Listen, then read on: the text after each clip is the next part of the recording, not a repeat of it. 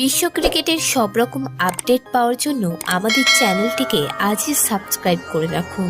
6 জুলাই থেকে শুরু জিম্বাবুয়ে সফর। 5টি টি-20 ম্যাচ খেলার কথা বিশ্বকাপ জয়ী ভারতের। সেই সফরে তরুণদের সুযোগ দেওয়া হয়েছে, অধিনায়ক করা হয়েছে শুভমানকে।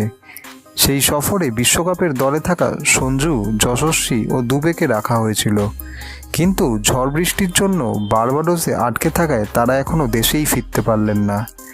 সেই কারণে হর্ষিত রানাকে প্রথম দুটি ম্যাচের জন্য জিম্বাবুয়েতে পাঠানো হচ্ছে।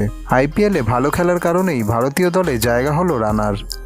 ভারতীয় দল বুধবার রাতে দিল্লি ফিরবে, ফলে শনিবার জিম্বাবুয়ে গিয়ে খেলতে নামা খুব বেশি কঠিন হবে সঞ্জুদের জন্য। তাই বোর্ড সিদ্ধান্ত নিল তাদের 3 দিন বিশ্রাম দেওয়ার। ভিডিওটি ভালো লেগে থাকলে বাংলার ক্রিকেট চ্যানেলটিকে অবশ্যই সাবস্ক্রাইব করে দিন।